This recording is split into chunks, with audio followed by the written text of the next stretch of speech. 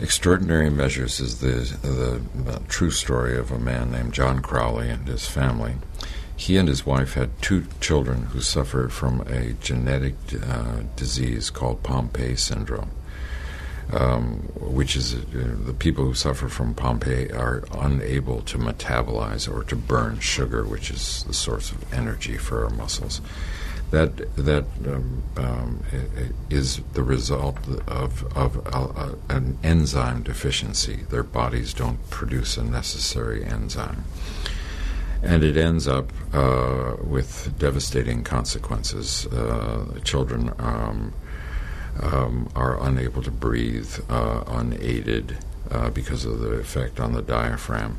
Their liver and their heart enlarges, and it threatens their lives. People who suffer from it ordinarily don't live longer than about 9 years. John Crowley quit his job and went into business with the character that I play, who's a fiction. John Crowley's a real person, to create a therapy for his kids. And did, in fact, create a therapy for his kids, and his kids are doing well now. This enzyme therapy, now when administered to infants who have this disease, enables them to live pretty normal lives. So as much as it is the story of a father's desperate search for a way to help his kids, it's a journey through the process of bringing a drug to market. And it's a lot of the drama and the humor and the conflict comes in the relationship between the character I play and the character Brendan Fraser plays.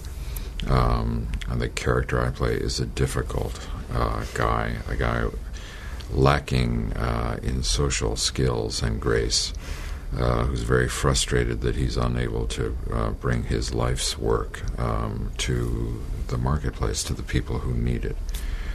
His interest in the disease is intellectual. He's interested on a cellular level. He's never met a person who suffers from the disease. He's locked in his little lab, and suddenly he's compelled by this relationship and the opportunities to bring his drug to market, to have to work with people, to have to listen to people who have a judgment on his science, who want to tell him how to behave and what to do. And he's got a lot of difficulty with that. It makes him very hard to get along with.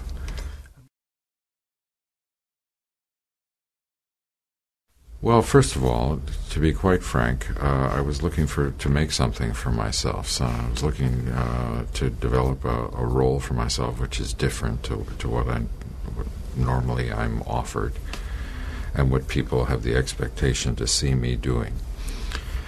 And then I wanted to tell this story. I thought it was a very compelling story, and I thought that audiences would find this emotionally involving, this story.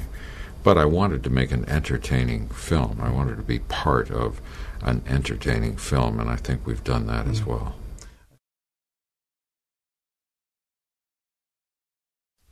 Well, first of all, you couldn't tell their stories because they're not without their permission, and that was important to us. We wanted to be truthful to the reality of John Crowley's family's story, but necessarily, in order to give it dramatic shape, we had to compress timelines and make a number of dramatic choices that he was all right with, and I was very pleased to have him. It was very helpful to me in understanding the science and finding ways to devise ways to bring science out of. People wouldn't want to sit around for an hour watching me think about this disease. We had to find ways to visualize the science and to make it clear to the audience what the science was about.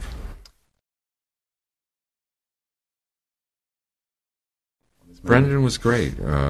He's a powerful actor. He understood the drama and the emotion of the character. As an actor, he's just remarkably easy to work with, and we had a good time working with each other, I think.